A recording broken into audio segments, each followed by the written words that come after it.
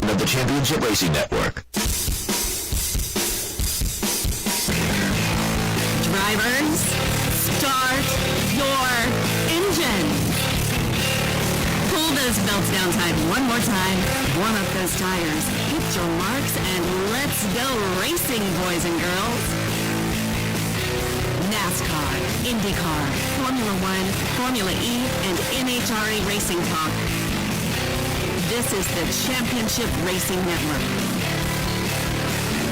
Now here's your hosts, Steve West and Matt Nicholson, with producer John Myers. Hey, welcome into the show. Welcome into another weekend here.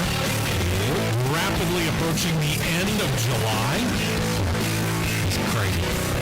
Absolutely crazy. I mean, after the last couple of years of dealing with why is the world turning so slowly? Man, we seem to have slammed on the accelerator this year. I don't know what it is. Yeah. But hey, welcome to it. I'm Steve West. That's Matt Nicholson. Producer John Myers back in the building. Welcome back, bro. Kind of. Physically, you're back in the building. Mentally, maybe not. But either way, glad to have you along. And by the way, got a guest coming up later on the show. Yep. In case you didn't hear it last week in a more promotional aspect of it. Pastor John Williams, if you don't know who he is, look him up because he taught us how to thank the Lord for our smoking hot rods. Excellent. At Nashville in 2011. He'll be with us at the final segment of hour 2, just to have a general conversation talking about his journey through motorsports and how it catapulted him into the limelight. He done that famous invocation at Nashville Superspeedway back in 2011. And to hear him talk about the reason why he went ahead and did that is actually... that intrigued me. Yeah, very kind of inspiring. Yeah, it was very intriguing, for sure. Yeah, no doubt about it. But we got a lot of races to recap, so we're going to do this quickly, noting that the first race of last weekend was the first race of a doubleheader weekend for Formula E up in New York City. Pole sitter was Nick Cassidy. He went on, claims the win by more than a second over Lucas DeGrassi. DeGrassi in second, just ahead of Robin Frines, made a late run to claim that third and final podium spot. Stoffel Vandoorne fourth, trailed by Sebastian Buemi, Pascal Wehrlein, Sam Bird, Nick DeVries, more on him later, Eduardo Mortara and Jake Dennis all making up the top 10. We'll get to the standings after we do the second race of the series of last weekend. Brings us to the Xfinity Series. They got going next, running in New Hampshire Motor Speedway. And for the eventual winner, he admitted to having to apologize to another driver. Justin Allgaier claims the win, but not before early in the race making contact with the lady that we talked about on the show last week, Julia Landauer. Yep. Spun her out in the process, admitted that he took the time to apologize to her personally, but all the while, throughout the rest of the race, had to fight to work his way back out front. He took the lead with 48 laps to go and claimed a notable win for Chevrolet. Allgaier delivers Chevrolet their first win at New Hampshire in the Xfinity Series in 15 years. I would not have thought that. You're not the only one. You're not the only one that would have thought that. Yeah. Trevor Bayne second, Brandon Jones, Jeremy Clements, Sheldon Creed, Ty Dillon, Austin Hill, Kyle Weatherman, Mason Massey, and Bailey Curry make up your top 10. Ty Gibbs remains your 1 seed, 4 wins on the year, but Justin Allgaier now up to 3 on the year, right behind him. Two-time winners include A.J. Allmendinger, Josh Berry, Noah Gragson, and Austin Hill. Brandon Jones has locked himself in with a win so far. And those that are in on points are in seed order: Sam Mayer, Riley Erbst, Daniel Hemrick, Ryan Sieg, and Landon Castle. Castle 61 points above Brandon Brown for the final spot. It's a little closer than what it was, but it's still more than a race separating the two of them out. Again, it's going to take a win from somebody in 13th or lower for them to jump in there, because I'm sorry, I just don't see it happening on points. You got what? Pocono and... So I know we got Pocono, and I know we got Daytona. I'm trying to think if there's another one in there. Indy Road Course. So we got 3 races? Or 4? Indy Road Course, Bristol, Daytona, today at Pocono. So that's 4. I think Richmond. So mathematically, technically, it's possible to get in on points, but man, you're going to have a heck of a lot of luck and hope and pray that somebody like Landon Castle has another bad weekend, kind of like you did last weekend. I'm not counting on it. I don't even want to get started on this post-race tech garbage. Yeah, I understand. It makes me want to beat my head through a sheetrock road. Understood. Last Saturday night, SRX Series headed to Missouri. They ran at I-55 Speedway, owned by Ken Schrader. Last week and this week's Season 2 finale, they're going to be on dirt. Something I didn't realize until after we got through everything. They ran 2 dirt races last year. Mm-hmm. They've run one of their 2 dirt this year. Mm-hmm. They've only had one winner on all those dirt tracks. Tony Stewart's won them all. And I'm pretty sure he will be batting 1,000 again after tonight. You might be right, but either way. Like Nashville 2 weeks ago when Bobby Labonte led from the pole all laps, Tony Stewart did it last week in Missouri. As SRX rules dictate, the race must end under green. It took 4 restarts before Smoke could hoist the winner's trophy, but he bested Marco Andretti. Ken Schrader snuck up to 3rd, putting Ryan Newman back to 4th. Greg Biffle, Ernie Francis Jr., Michael Waltrip, Paul Tracy, Haley Deegan, Tony Kanaan, Bobby Labonte, after a great week, had a bad week on dirt. Matt Kenseth, Ryan Hunter-Ray, the last of the 13 drivers. Get this. IndyCar driver Marco Andretti is your points leader heading into this weekend's season finale. He's got 170 points to 162 for Ryan Newman. Tony Stewart with the win up to 157. Bobby Labonte, 155. Really the only other driver with a mathematical chance to win, and you want to talk about needing everything to go perfect. Greg Biffle with 130. I just don't see Greg Biffle getting it. Yeah, that's not going to happen. I mean, but, touching on it, if anybody's going to have any kind of a chance of knocking Tony Stewart off of the dirt top step of the podium, my opinion is Ryan Newman. I got you. And if Ryan Newman claims the win over Tony Stewart, that would be enough for him, probably, depending on what happens during the heat races, because remember, they get points for the heat races. Yep. That could net him the title. But Marco Andretti, I got to admit, right. Second place on dirt for a guy who really is not all that experienced on dirt says something. Mm-hmm. He seems to be on something of a mission. We'll see. We'll see. Sunday's racing began with Formula E running their second New York City E-Prix of the weekend. Like Saturday, pole sitter claims the win. Antonio Felix DaCosta getting the win this time. Stoffel Van Dorn up to second. Mitch Evans, Alexander Sims, Sam Bird, Robin Frines, Nick DeVries, Jake Dennis, Andre Lauder, Eduardo Martara make up your top 10 there. Sorry, I didn't do the points. Oh, well. Scott Dixon, 6-time IndyCar champion, has not had many long winless streaks over his long-term career. But with his win in Toronto last Sunday, he ended probably what seemed to him to be an almost interminable time at the second longest winless streak of his career, 23 races. Dated back to Texas last year in May. He got the best of a young gun, Colton Herta, to claim it. More later on those guys in the news. So you got Dixon, you got Herta first, second, Felix Rosenquist third. Graham Rahal, Marcus Ericsson just continues to rack up top 10s and top 5s. Alex Palou, oh yeah, we got stuff on him.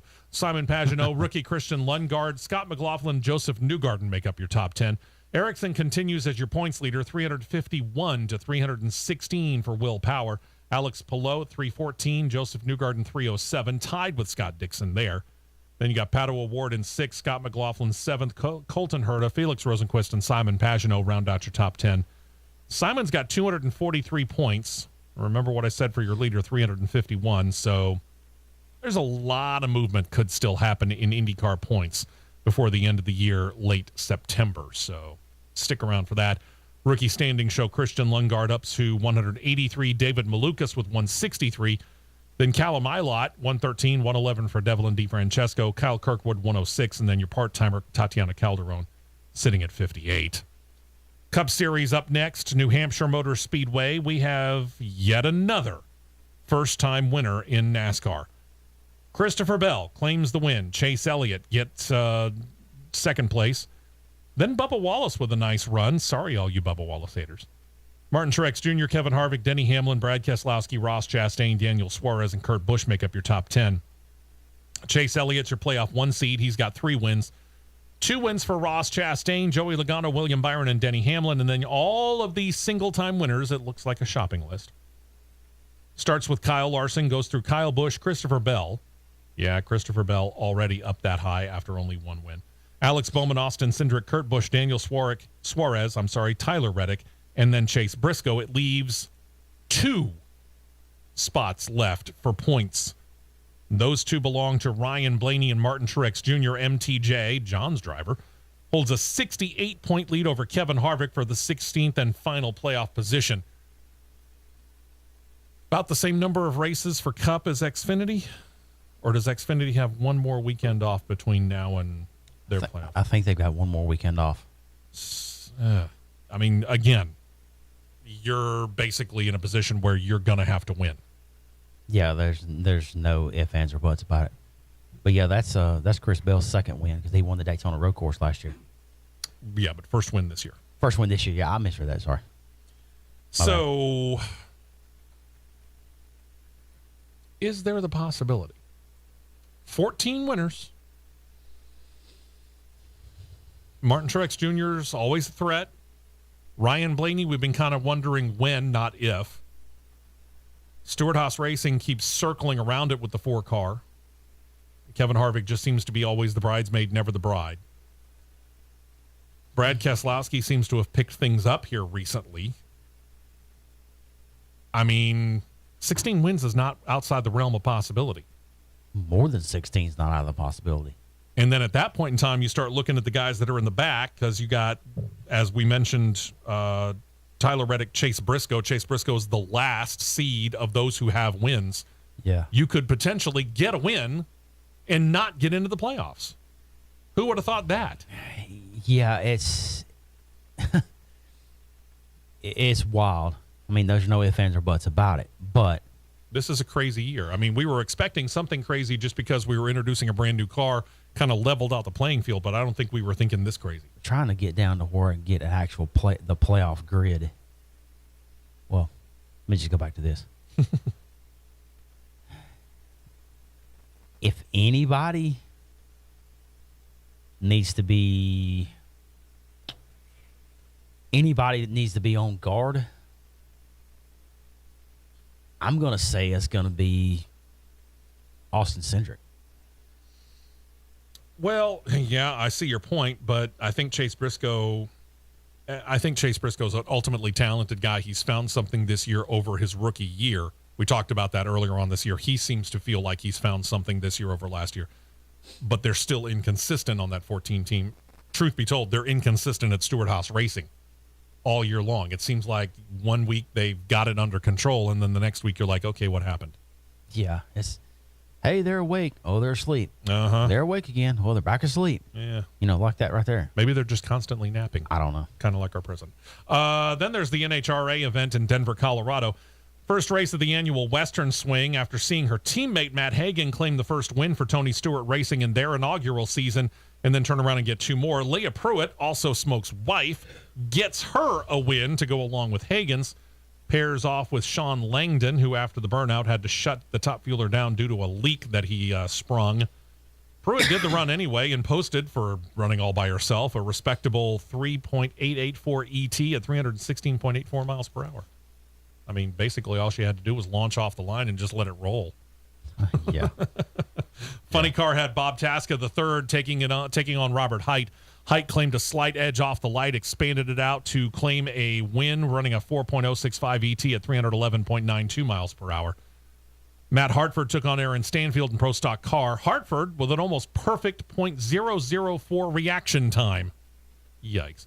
Made it pay off at the other end. Runs 6.967 seconds, 196.36 miles per hour. And then in Pro Stock Motorcycle, Matt Smith versus Joey Gladstone. Gladstone, much quicker reaction time, but Smith just had more power. Gets the win, 7.097 ET run, 190.22 miles per hour. So in the points, Mike Salinas is your new Top Fuel points leader, 10 up on Brittany Force, 92 over Justin Ashley. Steve Torrance sitting 133 back. He's there, but he's not really there. And Josh Hart, 295 out of first.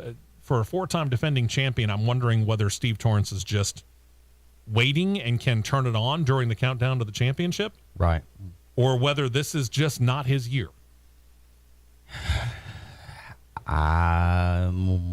I'm 50-50 on that one. I know. It's hard to say. It's going to be a time will tell sort of thing. Robert Heitz, 95 up on Matt Hagan and Funny Car points, 166 over Ron Capps. John Force, 314 down, and in fifth place, Bob Taska III, 435 out of first. Good grief. Erica Enders leads your post-rock car points by 35 over Aaron Stanfield. Kyle Koretsky, 259 back. 346 out Dallas Green. Greg Anderson, 362 out of first. And Steve Johnson, Birmingham's own, continues to lead pro stock motorcycle points, but it's now down to a slim 10-point advantage over Angel Sampé. This is by far the closest race of the four in the Camping World Drag Racing Series. 10 points separate first and second. Angel Sampé in third is only 19 down. Matt Smith is 46 behind, and Joey Gladstone and Angie Smith tied at 58 behind. Again, this is by far the closest points race of those. So that brings us to this weekend. Pretty busy weekend as well. So what's on tap? Well, let's start with today.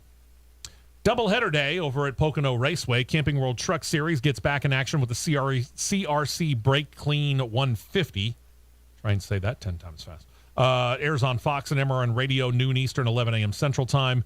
After that, race number one of a doubleheader weekend for IndyCar. Not running two races on the same day, two races on the same weekend for IndyCar. Today's race, the HiVDeals.com 250 at Iowa Speedway. If you haven't heard of Hy-Vee, it's because they're a Midwestern supermarket chain. They air on NBC and the IRN network, 4 p.m. Eastern, 3 p.m. Central Time. As far as doubleheader day at Pocono, from Camping World Truck Series to the Xfinity Series, they're going to run the Explorer the Pocono Mountains 225, getting that underway on USA and MRN Radio at 5 p.m. Eastern, 4 p.m. Central Time.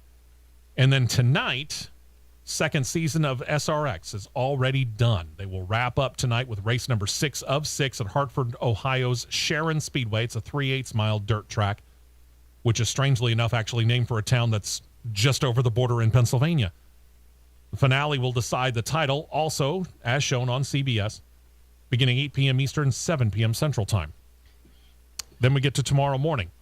Things begin early as Formula One will run the Lenovo French Grand Prix on a very ultra-smooth, their description, not mine, 15 turns, 3.63-mile road course. ESPN's got your coverage, 9 a.m. Eastern, 8 a.m. Central Time. Le Castellet. Yes. Bless you. And then to the Battle Royale of Motorsports TV coverage, all starting at the same time, likely ending first, and this is iffy depending on weather, but we'll go with it. Second race of IndyCar's weekend in Iowa. It's the Hy-Vee Salute to Farms 300 at Iowa Speedway. NBC and IRN Radio have the coverage, 4 p.m. Eastern, 3 p.m. Central Time. Get used to the 4 p.m., 3 p.m. Central Time start time, because that's when the NHRA gets things underway in the finals at Sonoma Raceway and the Denso NHRA Sonoma Nationals. That'll air on Fox. So NBC's got IndyCar, Fox has NHRA. It leaves the Cup Series to the USA Network as they take to Pocono Raceway for the M&M Fans Appreciation 400. USA MRN Radio, 4 p.m. Eastern, 3 p.m. Central Time. Formula E is the only series that we cover on a regular basis here on the show that has the weekend off. It's a good thing there's such a thing as a dual DVR. Yeah. Yeah. Mm-hmm. So I just want to know how, and is this food for thought before we get ready to take our first break here in just a moment? Yes. How did the Cup Series draw the short straw for USA Network? I don't know. I'm not sure. But again, we talked about this earlier on in the year about the time that the TV schedules came out, and we noted how many of the races that NBC was putting IndyCar on the main network. We knew this was going to happen. Mm-hmm. I haven't seen the numbers, by the way. Last week was the one race, Toronto, was the one race that the NBC sports people put only on the Peacock streaming service. I'm fixing to look and see, because I know good and well that Adam Stern always shares that. All right. So while he's looking that up, we'll take a break. When we come back, we'll kick off with the only series that we couldn't get to last week just because we ran out of time. So we will give the NHRA, the National Hot Rod Association, the leadoff slot when we come back right here on CRN. Don't touch that dial. The Championship Racing Network will be right back. Need temporary restrooms and hand washing stations for a special event? Wise and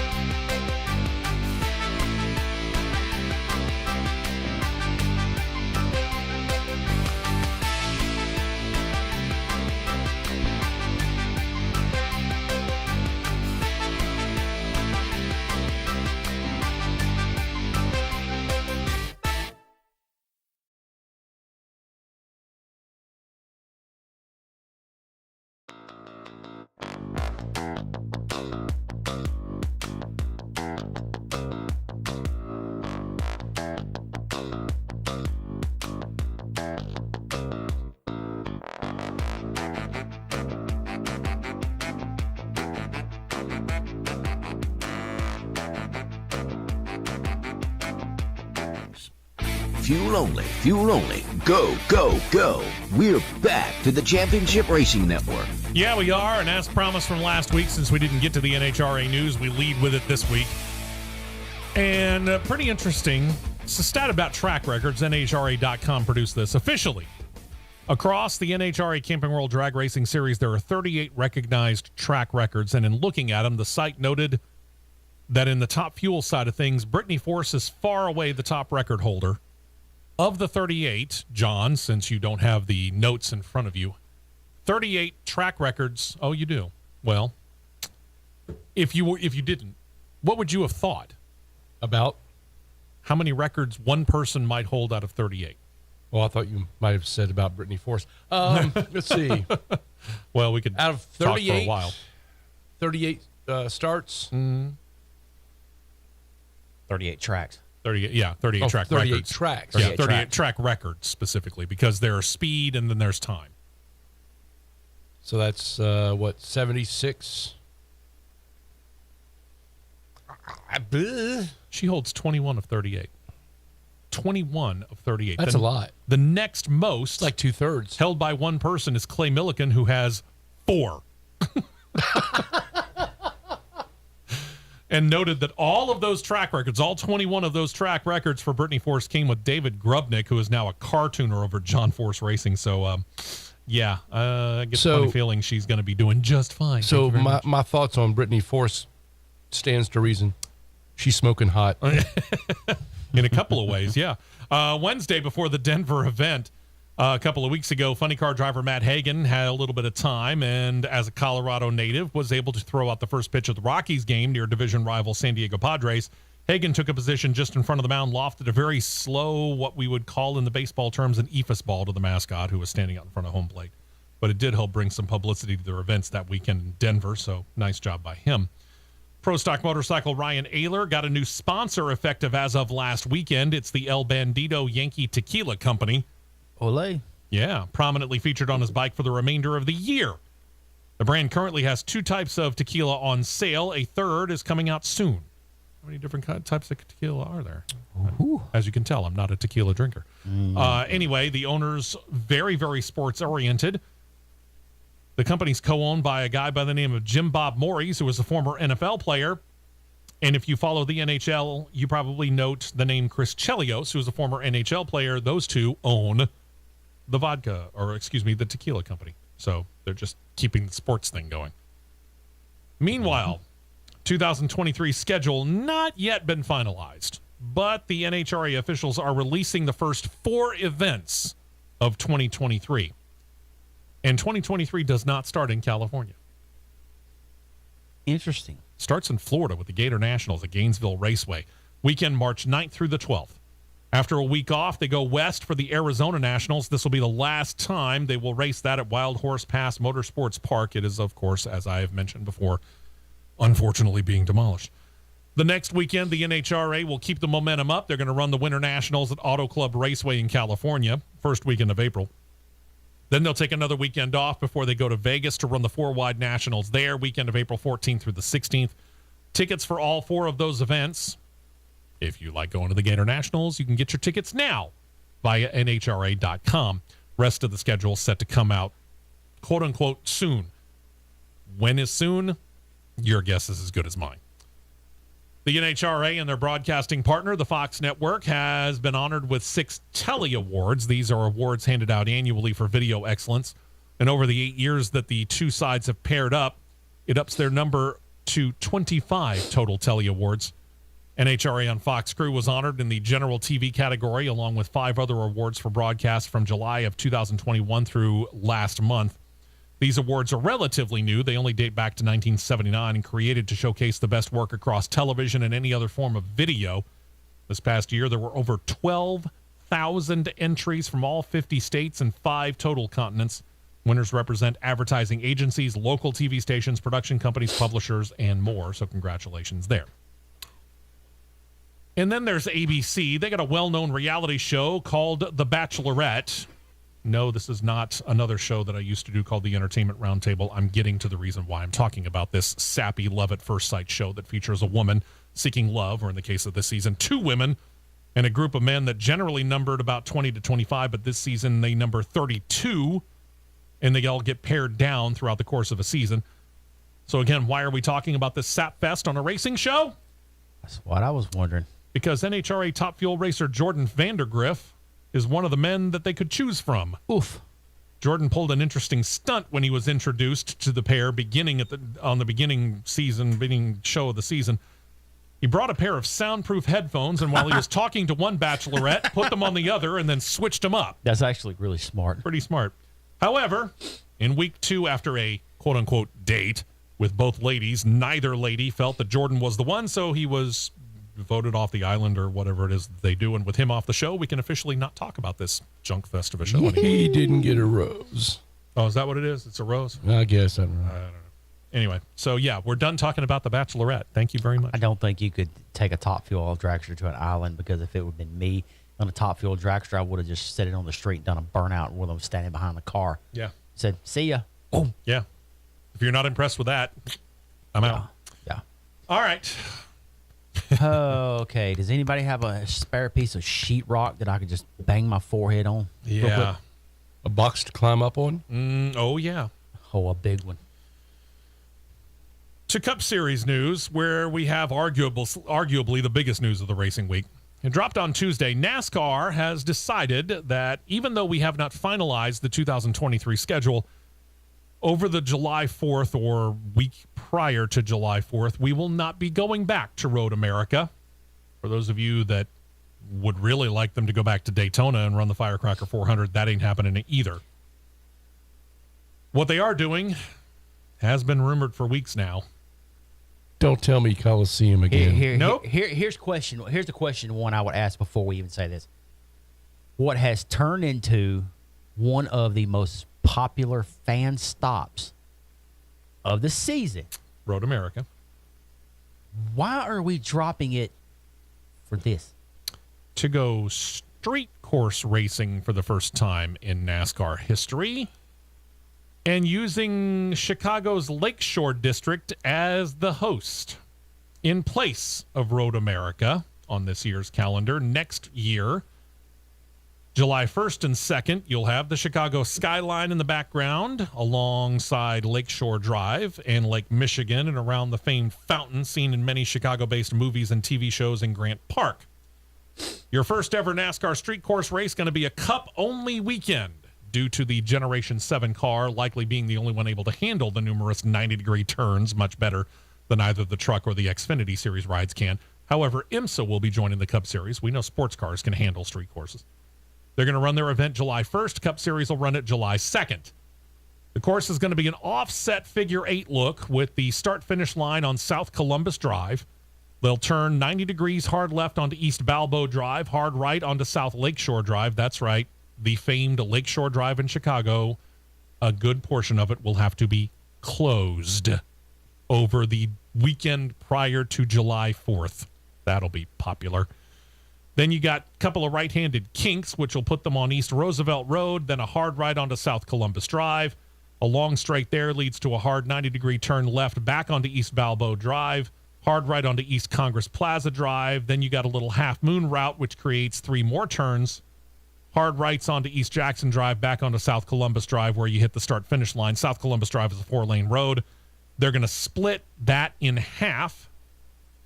One will be the race course. The other will house pit road. Ultimately, this will be a 2.2-mile-long course that makes up 12 turns.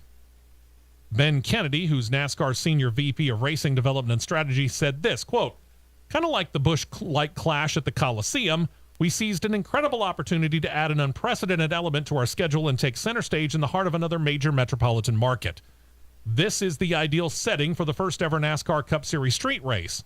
We'll race along the shores of Lake Michigan and downtown Chicago, marking a truly historic moment for our sport. We're very appreciative of Mayor Lori Lightfoot and her team, along with the entire city of Chicago, for working with us to make this concept a reality." I'm not convinced street course racing is going to work all that well. We've talked about these cars. These cars are tanks. Mm-hmm.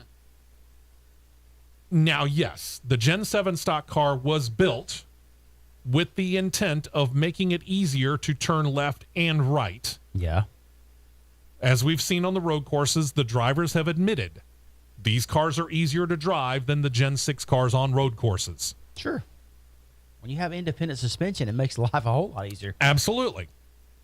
But now we're talking about, other than the couple of kinks and the half moon shape going around the area that's in Grant Park, you're talking about almost exclusively 90-degree corners.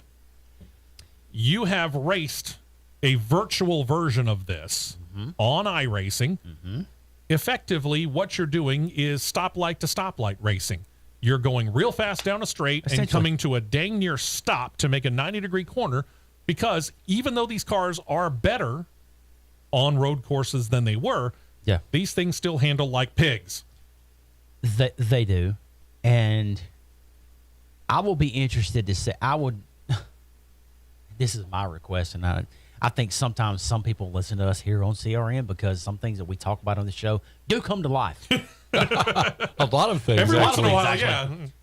I would like to see in-car. I want to see an in-car video of every single driver, because I want to see the first person that attempts one of these 90-degree turns in second gear.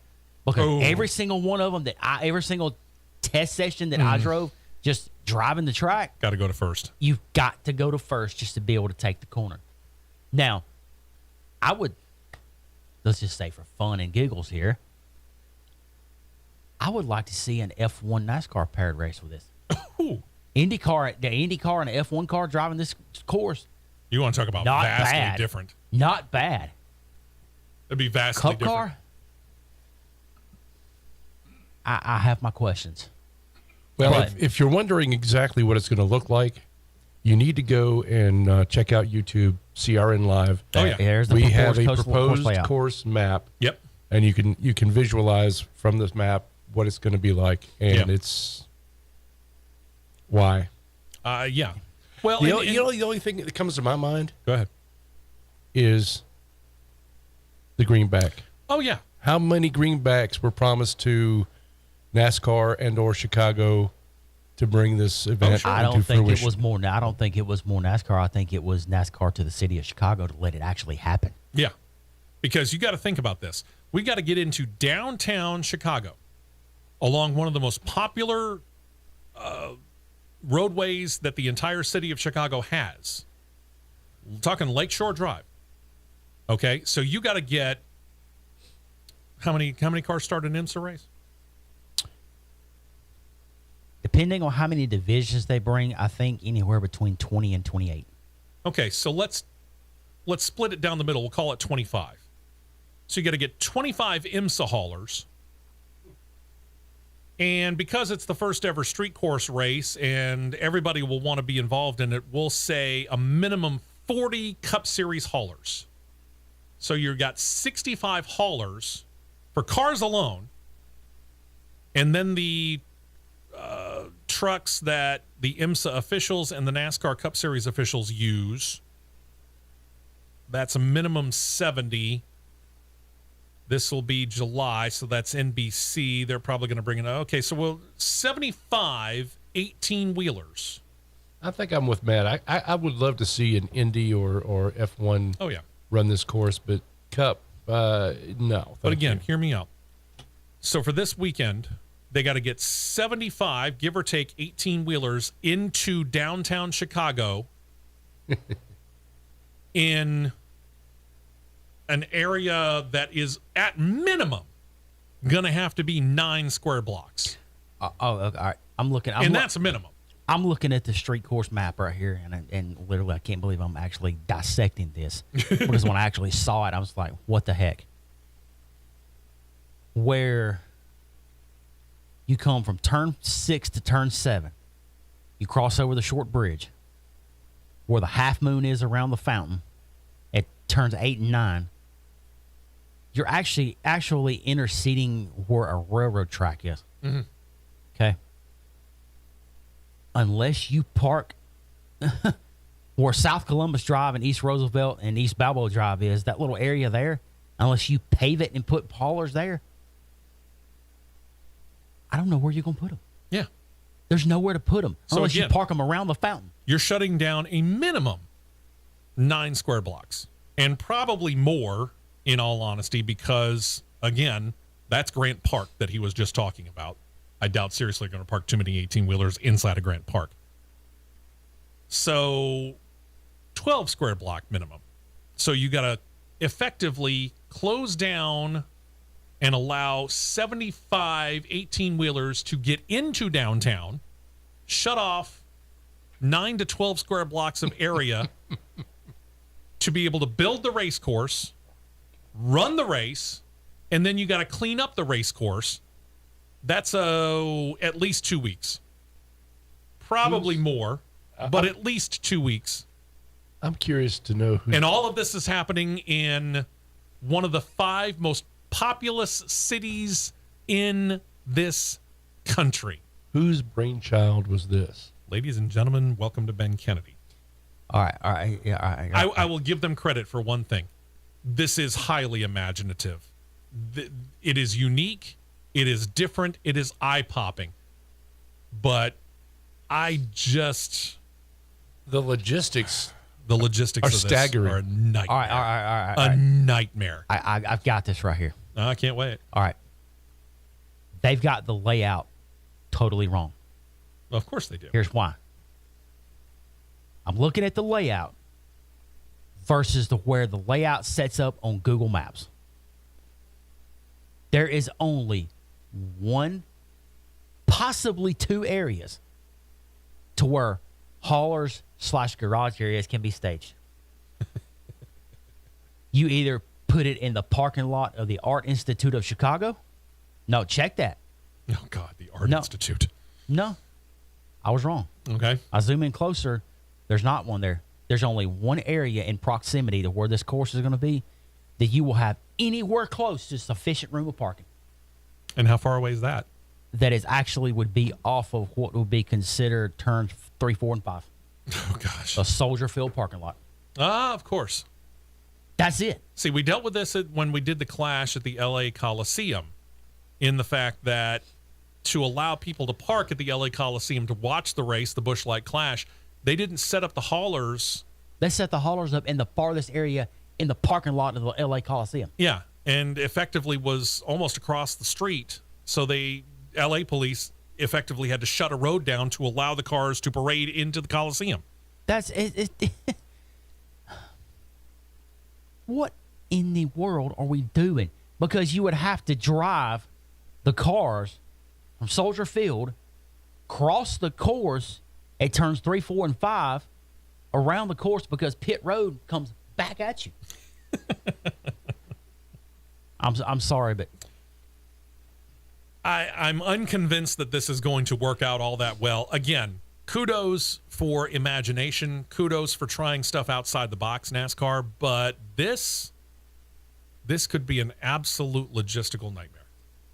Or, well, I take it back. It will be a logistical nightmare. And when it comes to the racing, I'm just not firmly convinced in any way, shape, or form that many jumps from, I don't know, you've run it a couple of times. Have you tried to run it at speed? Oh, yeah. What's the highest gear you got to? Did you get your 4th at any one point in time? Oh, I hit I was able to touch 5th. Now, we're talking about iRacing. I get that, but iRacing's fairly realistic. So we'll use but that as a base. I just want to make clear that everyone knows we're talking iRacing. We'll use it as a base. In real life, it may not work this way, but we'll give it a shot on iRacing and see what he says. I was able, from going from turn 2 down to turn 4, I was able to touch 5th. Everywhere else, you're lucky to hit 4th. Wow. Let me rephrase that. You're lucky to hit 7,500 RPMs in 4th. Let me rephrase that. What was your highest speed that you noted? Cup car, I ran a 1, and I wasn't perfect on the lap by no means. I think it was a 1:30, a minute and 30 on a cup car. Okay. Indycar, I was at a 1:19. And the F1 car, when I drove it, I was at a 1:07. I was able to hit 7th gear fast in an F1 car. Yeah. You was able to upshift, and then you got to hit the braking points perfect to be able to not wheel hop and loop the car. But the one question mark that was being let me just word it. It was being screamed on Sirius XM all week ever since this race was announced. What is the security layout going to look like? Ooh. Yeah. That's my question as well. And this is one of the nicer areas of Chicago. This isn't like one of those areas that's gangland style. Yeah. Well, this is a nice area of Chicago, but it's still Chicago. Yeah, not like we're racing around Comiskey Park. Let's take a break. When we come back, the other big news of the week continues to be the ongoing saga of where will Kyle Busch be in 2023. We'll try and shed a little more light on it when we come back right here on CRN. Stay right here for more on the Championship Racing Network.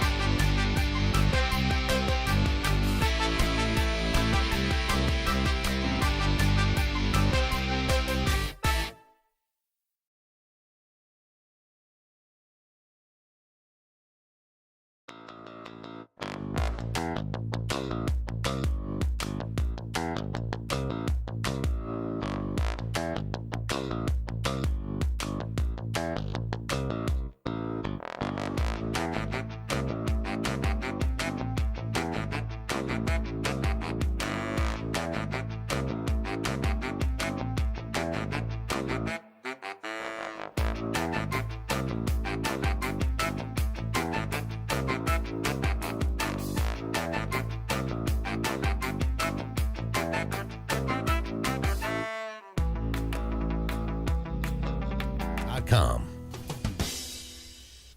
4 tires and 2 cans of fuel, and we're back to more racing action on the Championship Racing Network. You know, with a couple more thoughts about it, about this street course deal. You got street courses like Long Beach, which is, I could argue, is the most popular street course in the United States. Sure. St. Petersburg. Yeah. IndyCar starts their year there. Detroit. I'll throw Detroit in there. And you could talk the downtown one that they're going to go to next year, or you could go the old Belle Isle. Belle Isle. Doesn't matter. Go either way. I'll even go as far as to throw Las Vegas in where they're going to run F1 next year. Sure. But we're building something in Chicago. I think we're trying too hard. Trying way too hard. Now, look, I don't have a problem with doing a schedule diversity. I think it's good to have a diverse schedule. The only tracks that should have 2 dates every year, Daytona, Talladega, Charlotte on the oval, Bristol. I might throw Darlington in there. Again, Darlington. That's it. You don't need 2 dates at Kansas. No. You don't need 2 dates at Texas. You don't need 2 dates, personally, you don't need 2 dates at Martinsville. I don't feel like you need 2 days at Richmond. Okay. There's nothing wrong with schedule diversification. Get rid of this gimmick dirt race at Bristol. If you're going to run dirt, run on a a dirt dedicated dirt track. Yeah. I agree with that wholeheartedly. I'll even go worldwide and say Baku. Baku's a city circuit. Mm-hmm. It is. Let's even go Monaco. Sure. This is what I would have rather seen if we're going to do the street course experiment instead of it being a stinking points race. Yeah. A points race. Run an exhibition race. Coordinate something up with F1 and do like the world, put the world spotlight on your arguably your two top series. Run it at Las Vegas. Sure. You could take the playoff race, so to speak, because we're talking the F1 race it's going to be late next year, October, November. Thanksgiving weekend. What they said it for. Yeah. Okay. Run an exhibition. Run an exhibition race because by that point in time, your regular season's done. Mm-hmm. You can set up your schedule to be done at the regular season. Right, because as everybody says, I don't think it's fair to Road America because they did their job, been arguably the top attended fans race outside of the home facility, home stadium down here. Certainly of the road courses. Of the road courses, no question. Yeah, I mean that is a popular stop for people. They like going to that road course. It's a very picturesque one. The racing is great. And there's not going to be a place to have probably let alone 50,000, much less 100,000 people in Chicago. Ugly. Yeah. Anyway, meanwhile, there's the Kyle Busch saga. Last Saturday afternoon, he told media that he has got no firm timetable for locking down a contract, whether it's with Joe Gibbs Racing or for another team, and has admitted he has had talks with other teams. This is a guy who's got 60 wins in the Cup Series. He's in his 15th year driving the 18 for Gibbs, but his contract is up at the end of the year, and complicating things is the M&M Mars sponsorship that he's had since he got into the 18. That's done at the end of the year, and they haven't been able to find for a 60-race, 2-time Cup champion winning driver. They haven't been able to find a replacement sponsor for M&M Mars. But it does appear that Busch wants to give Joe Gibbs Racing every chance possible to keep him. He said, quote, I mean, it would be nice sooner than later, but honestly, it doesn't matter how soon or how late it gets done. Until there's an announcement that somebody else is driving the 18 car, then I feel like I have a seat. Toyota Racing Development President David Wilson stated that they are working with Joe Gibbs Racing, quote, trying to find a path, unquote, to retain him.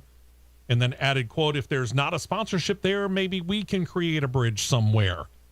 We have to have a contingency plan. We have to have contingency plans. We're thinking about every way this can go, said Wilson.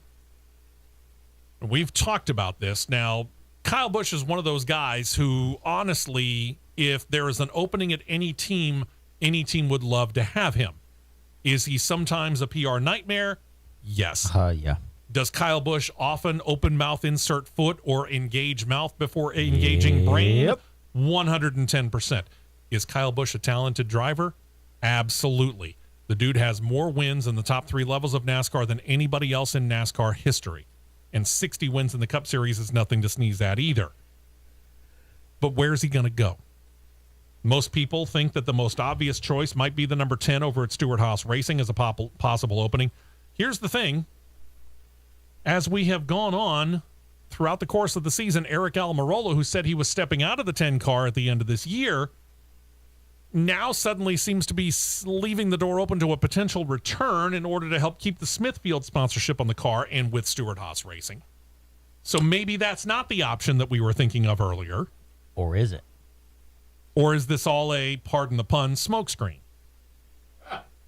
Yes, thank you very much. There's been actually 2 scenarios that I've read from somebody that's within the industry. Okay. That I think is their last 5 that I went back and counted has come to pass. Okay. All right. One thing I'm going to throw out there that Adam Stern released yesterday. The reason they're having so much trouble finding a sponsor is because the deal he had with Mars Global, which is the parent company of M&M's, is the most lucrative salary in NASCAR at a $25 million annual deal with JGR. I can see that. All right. Secondly, and again, 2 titles and 60 Cup wins, the vast majority of those wins coming in that 18 car. You understand why he's got the contract. Exactly. Secondly, which car would you personally could you see him in if the Stewart-Haas come together? 10 or the 41? Those are the 2 number cars that I have seen float.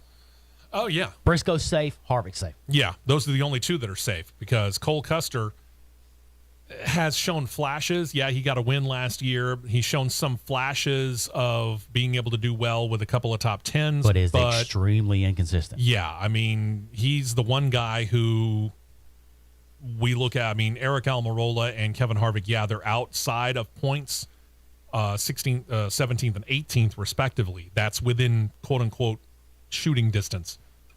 Last I saw, Cole Custer was sitting 27th. Yep. And we've talked about this. We were wondering because we're talking really, really short leashes now. With the amount of money that comes in on these sponsors are looking for almost immediate gratification. It's becoming a lot like coaching in college football. Mm-hmm. You might be given a 5-year contract, but if you don't win in the first 3, you're gone. Mm-hmm. Unfortunately for Cole Custer, I think his seat is by far the hottest seat at Stewart-Haas Racing. And then there's Eric Almirola, whose situation that we don't really know. Right. So I could easily see, strangely enough, trading Kurt Busch in the 41. Remember, he's the one that had it a couple of years ago, for Kyle Busch. I could easily see that. 41 car is gaining some steam because the scenario is if there's any owner combined with a manufacturer that could foot the bill for a car and not have any trouble, it's Gene Haas. Yep. And Gene Haas, we know, is not afraid to write a check.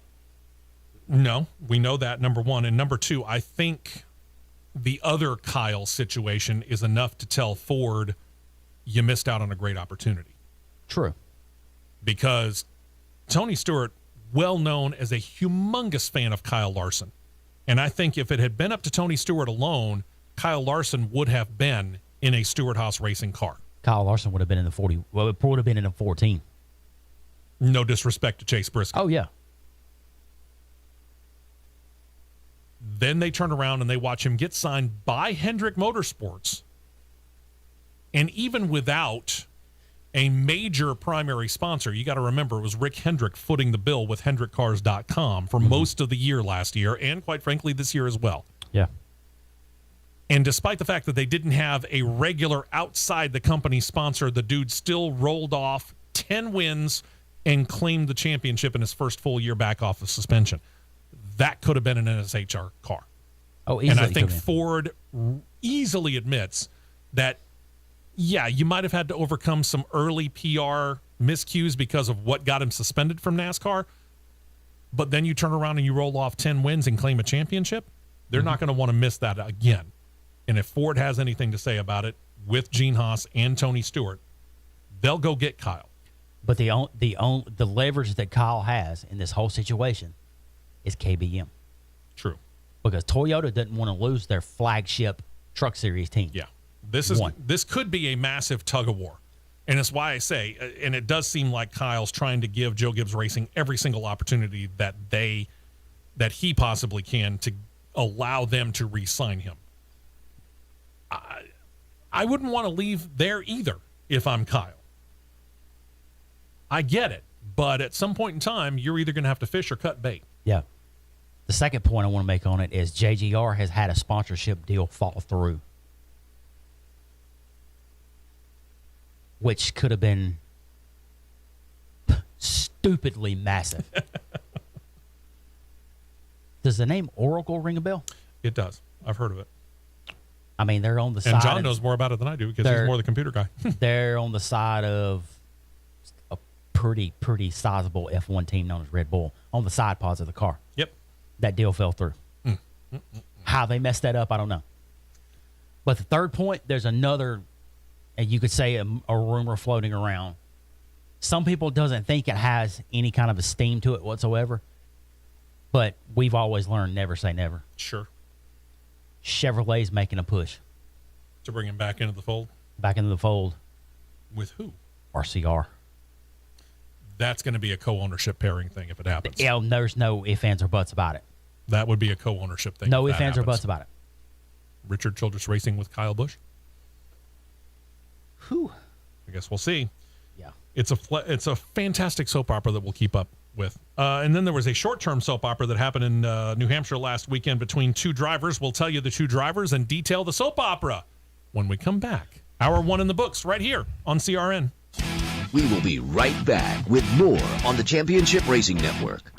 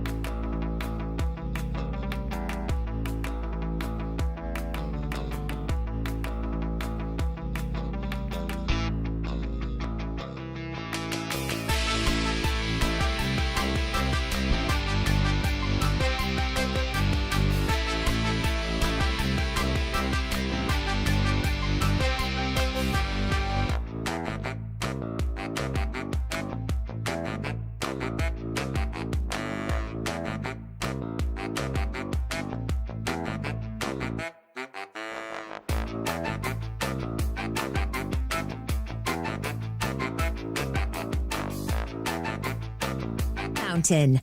2 tires only, and back out to the track for more action on the Championship Racing Network. Hey, welcome back into the show. Steve West, Matt Nicholson, producer John Myers here with you a little bit later on this hour. Going to be joined by phone by Pastor Joe Nems. If you haven't heard the name, don't worry. We'll make you familiar with it, and you'll probably remember it from, I don't know, about what, a decade ago, give or take, at Nashville Just Super about Speedway? it. Just about it. But first things first, portions of the show being brought to you by Ox Foundation Solutions. And I got a question for you. When was the last time you took a really good look at your house? I'm not just talking about, oh, yeah, hey, house looks pretty good. Maybe I might need to do some painting, or maybe it just needs a little pressure washing. No, I'm talking about really took a good look at your house. Like at the bricks. Are you seeing cracks in your bricks? When was the last time you took a real good look at the sheetrock and found out whether or not they had cracks in it? It's little things like that.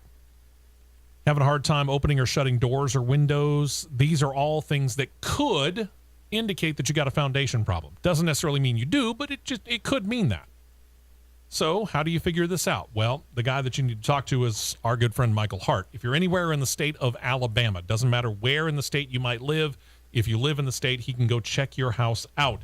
205-362-6419 or email him, mike@oxfoundations.com. Set up a visit by him that will be at no cost to you. He will come out and evaluate the foundation of your home at no cost to you and at no obligation to you and give you a written foundation assessment. It's that simple. He'll look inside the house. He'll look outside the house. He'll go under the house into the crawl space or the basement or garage or whatever, and he'll find out if there's anything wrong. If there's nothing wrong, he writes it up, hands you a copy of the fact that there is nothing wrong, and that's it. But if there is something wrong, he'll take the time to sit down and explain to you what it is that's wrong with the house and what they're going to do to fix it and how much it'll cost. And then you say, hey, I heard about this on the Championship Racing Network. Promo code's WEST. He'll mark 15% off of that, just like that. 205-362-6419 or mike@oxfoundations.com. You got nothing to lose, well, quite frankly, except for the house if you have a major foundation problem. Give him a call, send him an email, set up the appointment, get this appointment set up. Again, the initial appointment's at no cost to you. You got nothing to lose. And we appreciate you telling him about it and that you heard about it right here on the Championship Racing Show. Now, drama. Gotta love drama. On-track situation last weekend in New Hampshire. 2 drivers on the outside of the playoffs looking in are Brad Keselowski and Austin Dillon, but that didn't stop them from beating and banging on each other during the race. Keselowski admitted after the race he did get into Dillon, but he didn't think much of it at the time until the next caution flag flew. And then Dillon, who was coming off a pit road close to Keselowski, decided some payback was in order. Just kind of give you the basic idea here. On lap 163, it was Dillon on the backstretch getting side-by-side with Keselowski and then door slamming his 3 into Keselowski's 6 car. Brad got ticked off, hit Dillon back even harder. Matter of fact, almost spun Dillon out, forcing Keselowski back down pit road because he, flattened a left front tire. Keselowski said after the race, quote, he was mad at me about something. We very lightly got together off of turn 2 during a restart. He didn't specify which one. Dillon, for his part, told NBC Sports, quote, you saw it, right? I mean, it was just hard racing, I guess. We've gone at it a couple of times the last 2 years. One time I hit really hard. I don't like the way certain people are racing me. Probably not the right way to do it under caution. And when asked about whether or not they would talk it out, Keselowski offered this, quote, we'll figure that out outside the media, I hope. Dillon had a slightly different take, said, nah, I don't talk to him. He walked away from the microphone after that. Does this continue at Pocono? Pocono, I don't know. Shorter track, slower speed track, I could see it continuing. Unless they figure it out. Yeah. And I wonder when, and I get it, NASCAR's done a boys have at it sort of look at things. Mm-hmm. But when you start talking about beating and banging on each other on the track, even if it is under caution, relatively slow speeds, NASCAR at some point in time has to step in, don't they? Yeah. You would think. Yeah, you would think so, but the way Brad sent him off the backstretch, yeah, it could get escalated quick. It could. We mentioned on the show last week that Denny Hamlin, in announcing the signing of Tyler Reddick to the team for the 2024 season and beyond, said that the elder statesman of the team, Kurt Busch, has a seat as long as he wants one, which made it interesting as to exactly what seat Tyler Reddick might inhabit when he takes over in 2024. Well, the Kurt Busch stay might be shorter than some might think or want because he's actually talking about retiring after the 2023 season, which would be just in time, of course, for Reddick to take over. On Thursday morning, Kurt Busch appeared on the CBS Mornings show, told the host, quote, I've been in the sport 23 years, and this to me is like one of those kid in a candy store moments of, I want to be part of this, and I'm glad that I'm having the chance to drive next year for the team, and I might be done after that. Once he's done, Hamlin states that Kurt Busch has a position with 2311, not 23x1, racing if he wants it. I don't know whether he'll want it. I mean, no disrespect to Kurt Busch. He's better on the microphone than what he was, but I'm not so certain that he is full-time commentator material. I could see him taking a position with Denny Hamlin, helping him run the team. I could see that. Yeah, I could see that probably a little bit more than transitioning over to television. I mean, again, no disrespect to Kurt. I think Kurt's a great guy. He has gotten better and smoother on a microphone than what he was in his younger years. He's gotten better at live, period. That's also true, but I don't see him. I could see him being maybe a part-time studio analyst for NASCAR Race Hub on Fox or NASCAR America on NBC. Or Championship Racing Network. Well, sure, he could certainly come on board with us. I don't see him being full-time in a Dale Jr., Jeff Burton, Jeff Gordon, Clint Boyer role. I just don't see that. True. I don't see it either. But the reason I see it more is he'd be with the team. I could see him being like a driver development mentor. I'm not going to say coach, mentor. Sure. Because if you realize last year versus this year, from a, and I use this term real loosely, from a general performance scope, okay, Wallace has improved. He has. And then you're going to bring in another young driver in Tyler Reddick on top of that. Wouldn't you want that mentor to be able to help both of your young drivers out? For sure. Let's say hypothetically 2024 is Kurt's swan song. Reddick comes in. Bush is there. They're consistently outperforming Wallace. Let's just say the fry grease in the McDonald's car box goes from boiling to incinerating. Yeah, it's Because possible. it's going to get red hot. It will.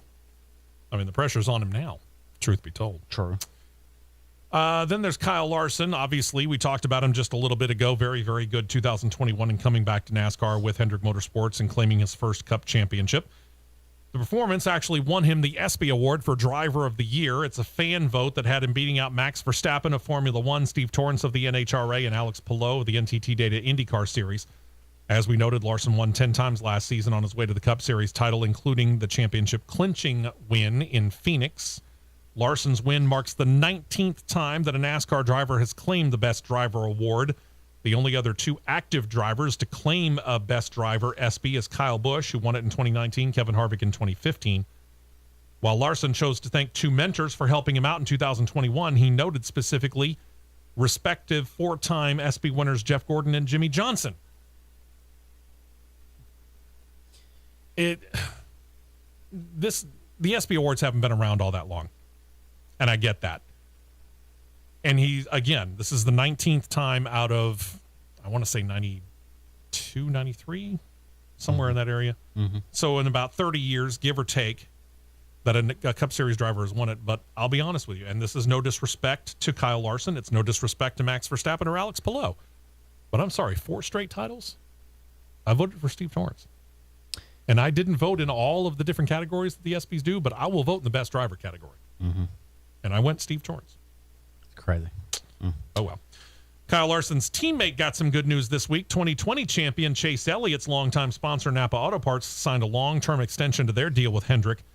Current deal is to be the primary sponsor of the 9 car for 26 of 36 points races each year. Length of the deal wasn't announced, but I'm sure it was multiple years. Well, we've questioned NASCAR once already this morning when it comes to racing on Chicago. Let's do it again, shall we? Soapbox moment number 2, ladies and gentlemen. A couple of weeks ago, we talked about how the number 20 car of Christopher Bell lost a wheel on pit road, which usually nets you a 4-race suspension for the crew chief tire changer that is responsible for it in the Jackman. But they were not penalized because NASCAR said after the fact there really wasn't any safety hazard involved to anyone else when he lost the wheel. So we, in our discretion, said no. So let's take you back to New Hampshire last weekend when the 2 of Austin Cindric lost a wheel on pit road. This time, NASCAR hammered 4-race suspensions out for crew chief Jeremy Bullins, the Jackman, and the front tire changer. The difference, according to NASCAR VP of Officiating and Technical Inspection Elton Sawyer, quote, the amount of speed that the tire is carrying down pit road didn't impede another competitor. All of those things go into the decision-making, and obviously the distance that one tire traveled on pit road, 20 car versus the 2, was significantly different. He continued in his appearance on Sirius XM Satellite Radio's NASCAR channel early this week. Quote, "So although the optics are a loss of a wheel on pit road, the two scenarios are quite a bit different. We'll continue to dissect that and look at it. Again, we don't want to over-officiate, but tires coming off is a huge safety concern, and we just have to make sure that they're handling it correctly. So we'll continue the dialogue internally, but they are two different situations for sure." Really? We don't want to over-officiate. I think we're already past that. Thank you very much. Tire comes off. Mm-hmm. Guy gets suspended. Mm-hmm. Guys get suspended. Yeah. Tire comes off of 20 car. Don't do that again. What are we doing? I don't know. There are so many NASCAR's VP of this, NASCAR's VP of that, NASCAR's VP of this. Are we going to have NASCAR's VP of taking care of the men's restroom? Don't we already have that? I'm going to shut up. I ain't going to say nothing. I think we've overdone it. I'll be honest. We're overthinking this. Either it's a penalty or it's not a penalty. Let's make it cut and dry. It's either a penalty or it's not. Scenario of Bell versus a scenario that happened to Denny Hamlin at Dover, which was basically identical. Came off right there at the exit of pit road, rolled right off. Denny Hamlin's team sat down for 4 weeks. Bell's comes off. Oh, you're okay. Go ahead. The inconsistency is astounding. I agree. It is astounding from multiple levels. They've got to get better. I agree. On a lighter note, do we know if anybody won the Powerball last night? Hold that thought. The reason I ask is because when I checked on it last, it was up to around $600 million. I saw it last. It was 640. Okay. I knew it was up over 600 million. I didn't know what the final number was. And if nobody won last night, we could be talking about something in the area of $1 billion for the next jackpot. Just noting. Yeah, we need to make a trip. I don't have the gas money. Well, according to the Powerball, well, I don't know. Powerball winner. Well, he continues to look that up. It looks like somebody did. Okay, well, darn. Well, maybe I've got a house for them to buy. Several weeks ago, we talked about Tony Stewart putting up his Indiana ranch. Kind of looks like a mini Bass Pro Shops. It was for sale for, what, $30 million cash? If that's too rich for you, how about Ricky Stenhouse Jr.'s place? He's put up for sale his almost 10,000 square foot North Carolina residence in the Charlotte area, and it's for $16 million. The house sits on 140 acres, 5 bedrooms, 6 bathrooms, an infinity pool and a pool house, a 3-acre pond, a workout room, and a putting green, along with separate guest living quarters. The house was actually built by Ernie Irvin, who owned the land previously. The house on it then burned down. This one he built, fashioned for his horse riding daughter, so features also, in addition to the house and the guest house that we just talked about, an 18-horse stable and covered arena for horse riding. I'll be right back. I got to go write a check. Yeah, post-dated several years. The realtors won't confirm that the house is indeed Stenhouse's, but the actual owner listed is Slide Job LLC, which, if you dig into it, is a company that is owned by Ricky Stenhouse Jr. It's the highest-priced home in the Charlotte region up for sale, but if you can wrap your mind around this, it is not the highest-priced home for sale in the state of North Carolina. No, I didn't dig into it to find out what that was. I'm not that interested in moving to North Carolina, sorry. Well, where these houses are, it's pretty scenic territory.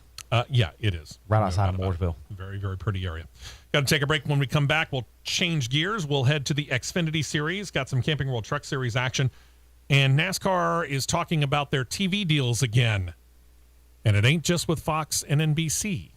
We'll give you more details when we come back. You're listening to CRN. Don't touch that dial. The Championship Racing Network will be right back.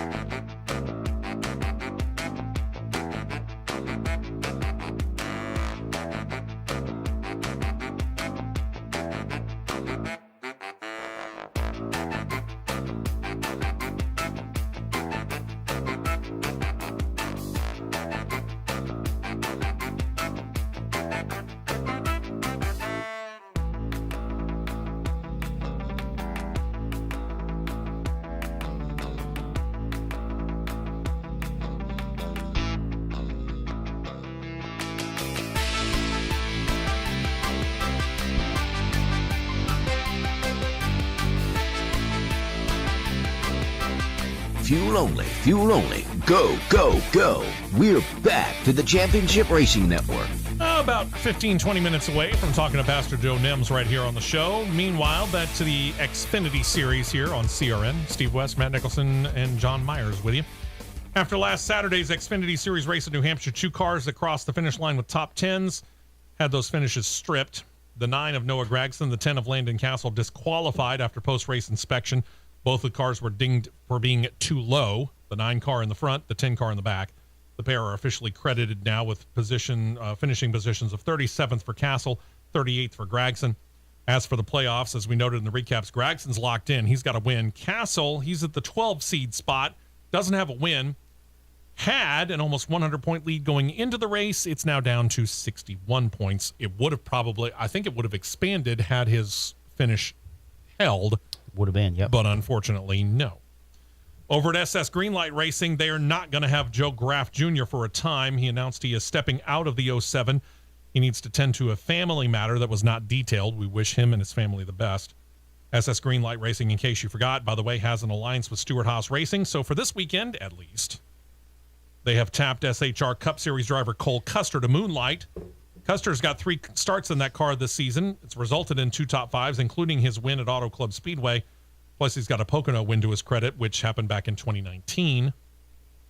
And then there's Nick Sanchez. Didn't take long for him to announce the new ride. We mentioned just last week Sanchez had ended his time at BJ McLeod Motorsports, said that he had a new opportunity that he would announce later. Later apparently was like 3 days later. The opportunity was to join Big Machine Racing, to drive the number 48 Chevrolet Camaro in several races throughout the remainder of the season. He'll drive at Bristol in September, Texas, Vegas, and Homestead, Miami, and he might get more. So here's the question. Step up? Oh, considerably. Massive step up. Because I'm not going to say massive. From the stepping up scale, if you want to say a scale of 1 to 10, I'm going to say this increases his level to about 6. Okay. All right. Camping World Truck Series news. Parker Kligerman has impressed a whole lot of people this year, and it has him wondering about maybe getting back into full-time racing.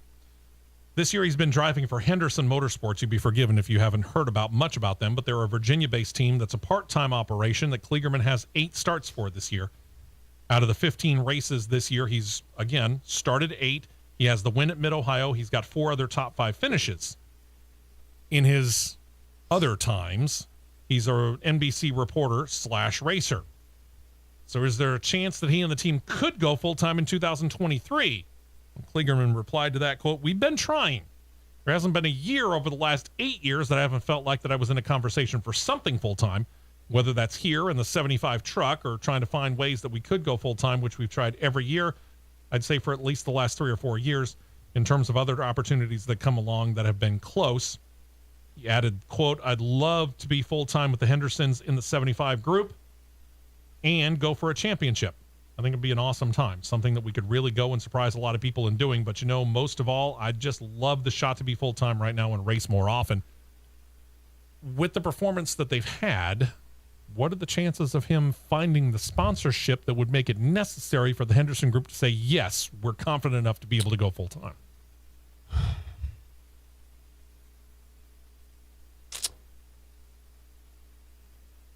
I'll say this. If they did go, he'd be a threat. I agree. As consistent as he is. Yeah. He'd be a threat. Yeah, and they seem to have good equipment. And are they building it themselves? The truck that he won Mid-Ohio with was a 6-year-old truck that they bought from Junior Motorsports that Cole Custer drove. That would tell me that Kligerman's pretty much a threat in almost anything. Then there's Todd Bodine. We talked about him at the beginning of the year. He signed a deal to run 6 races for Hallmark Friesen Racing this year, with backing from series title sponsor Camping World. The 6th of those 6 races is coming later today at Pocono. Why are we mentioning that here? It's only 6 races, right? Remember why he was running those 6 races. The 6th race meant he would get his landmark 800th career start in all the top series of NASCAR. and quite accomplished in that time as well. He won 22 Camping World Truck Series and 15 Xfinity Series races in that time as well. Bodine's been a Fox Sports analyst on NASCAR Race Day since 2015, has called us some races for them as well, in addition to racing on a part-time basis. So congratulations officially to Todd Bodine. He'll get that 800 start today. Yep. And as we have noted on the show in the past several times, actually, NASCAR television deals with Fox and NBC run through the 2024 season. Currently, the money from the TV deals split three ways. 65% of the money goes to the tracks, 25% to the teams, and the remaining 10% is set aside for NASCAR itself. This was all set when the series worked out the 10-year deals with the two networks, which totaled $8.2 billion with a B dollars. $1 billion. Not an insignificant amount of cash. For the teams, though, that means they only get 25% of their income from NASCAR, and they rely on sponsorship for the other 75%.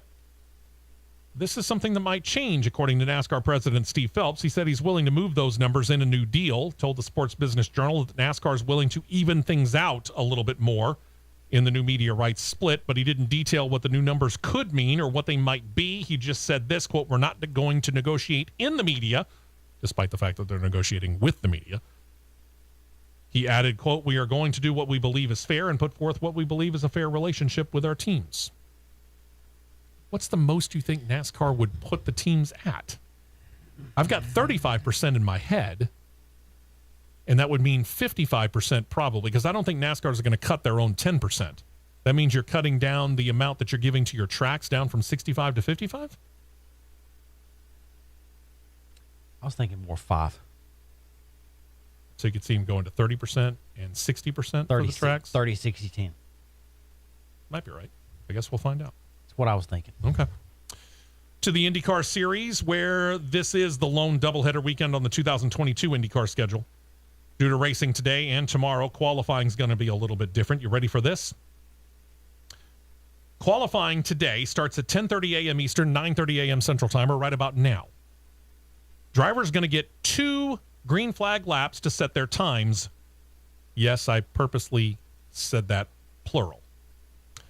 Because lap 1 will set the qualifying time for today's race.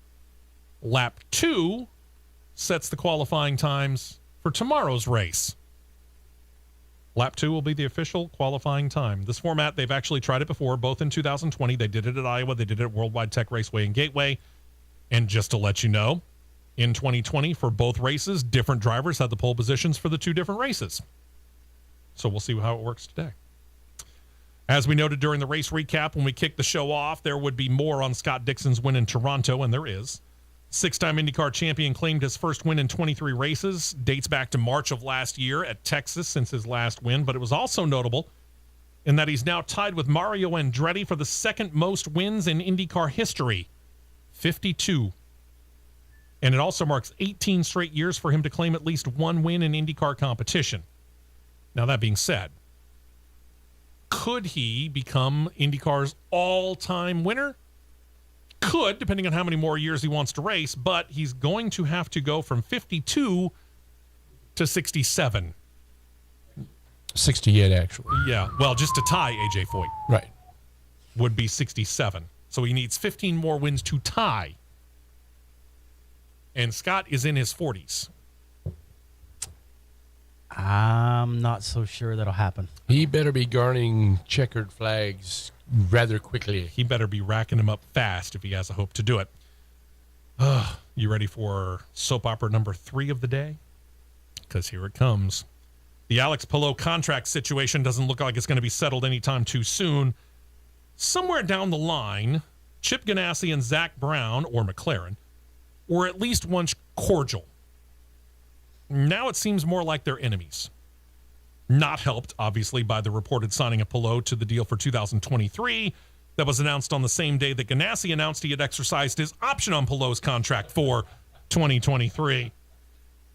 Seems both Ganassi and Brown were in Toronto last weekend, and despite crossing paths a few times, they never talked to each other, and it's kind of questionable as to whether they even looked at each other, and don't seem to be interested in having any kind of a dialogue between themselves. So I would say probably this one's going to court. Good possibility. For Palou, he seems to be shrugging it off, at least for now. He said to media upon arriving at Iowa Speedway yesterday, quote, "I'm happy. We're having fun. We're trying to win another IndyCar Series championship, and I'm good where I am. Trying to win as many races and championships as possible, but I don't know where I'm going to be." I asked you about this last week. Somewhere in the back of his mind, even though he is concentrating on racing each and every weekend, he's out there on the track and behind the wheel, somewhere in the back of his mind, this has to be playing on him. Doesn't it? It's got to be. There's no ifs, ands, or buts about it whatsoever. I don't see how you can't. Yeah, it's got to be. I don't see how you can get that just out of your head all the time. It's got to be difficult. And then there's the continuing chatter revolving a third engine supplier for the IndyCar Series to join Honda and Chevrolet, the current ones. Series officials state and have stated that they are actively seeking a new partner, a third engine supplier, and among those thought to be in talks or at least interested is Toyota, of which Roger Penske says, quote, "We still have ongoing conversations with them." In talking to Racer.com, Penske said that the former contact person for Toyota, Bob Carter, recently retired. Quote, "So we're working with the new engine management team there, but also you can't snap your fingers and expect to have an engine manufacturer commitment right away. Plus, you got the new rules coming into the IndyCar Series, new regulations that'll be in the 2026 season. So Penske thinks that the soonest a new engine provider could realistically join IndyCar as a legitimate engine provider would be 2025. But why would you only come in for 1 year and then have to change your engines, right?" Penske concluded, quote, "We hope at some point we can make a deal with them. I'm not saying we have a deal at all, but we're working on it." And I still say this. Ford has been touting this EcoBoost engine for a long time. How in the world is Ford, which seems to be perfect for this twin turbo V6 setup, which is something that Ford is practically doing right now with the EcoBoost engine in road-going vehicles. Yeah. How are they not in this conversation? I've been wondering that for about 3 years now. Maybe it's just us. I don't know. I don't know. I mean, it's a perfect scenario for Ford to get in. You'd think it would be. I don't know. And somebody that could instantly be Ford's flagship team and get the real good stuff. Say Ed Carpenter. We know it ain't going to be McLaren because McLaren and Chevrolet is pretty tight. Oh, yeah. So, I don't know. I don't think Penske might. I mean, he runs Fords and Cup. He runs Fords and NASCAR. So it could be Penske, but that might be considered. Could you consider that a conflict of interest? It hasn't been considered that for quite a few years now. So I don't know. I guess we'll find out. It's tough to say. To Formula One news, where Haas F1 team principal Gunther Steiner, who is, let's face it, never at a loss for words, has had the chance to let back-to-back double points races sink in and noted that his team has moved up to 7th in Constructors' Cup standings. He feels that 6th by the end of the year might be actually realistic for the team. It's the first time that the Haas drivers have both scored points in consecutive races since 2018, back at Brazil and Abu Dhabi. Steiner said, quote, "I don't want to get ahead of myself," and he shouldn't. We'll get back to it in a second. "But if we can keep 7th or even end up 6th, it would be nice. I think anything above 6 would be very difficult because the other teams are very good and they're a little bit far ahead." Steiner added this, quote, "If we can keep on going as we are going, obviously we will not have the perfect race weekends like the last 2 with both cars scoring points, but we just need to keep on working hard and maybe we can achieve 6th. First of all, we need to make sure that we stay 7th. Haas has 31 points. Alfa Romeo is 6th. They've got 51. Up from there, it's Alpine and McLaren with 81. 6th. Realistic? I said it last week, and I'm sticking to it. Yeah. Q1 is done, right? Q1 is done, yes. The bottom 5 that were out were, let me get back to it. Doggone it. They done cycled it around. But the bottom 5 that are out is, I know it's, come on. Here we go. Pierre Gasly, Lance Stroll, Zhou Guanyu, Mick Schumacher, and Nicholas Latifi. That being said, Mick Schumacher's time has an asterisk by it because... Yeah, they deleted it due to track limits, but Gunther Steiner's already done said we're going to the Marshalls. Ooh, we'll keep an eye on and that. Sky Sports, I commend you for this weekend because they have a foot cam on a car. Nice. Let's take a break. When we come back, we are going to visit with a man who is right now on our phones. The man's name is Joe Nelms. He's a pastor that, if you've got a long memory when it comes to pre-race invocations, this one should stand out to you. Oh, yeah. Oh, yeah. We'll talk about it when we come back. You're listening to CRN. Stay right here for more on the Championship Racing Network.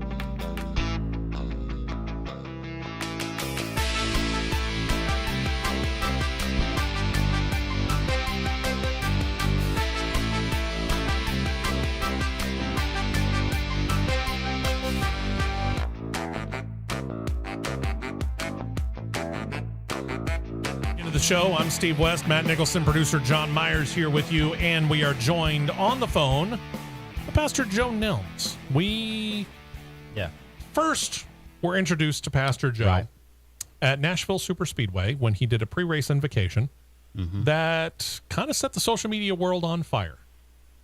Not just the social media world, in my opinion, it set the whole motorsports world on fire. Yeah. Pastor, welcome into CRN. We appreciate you joining us.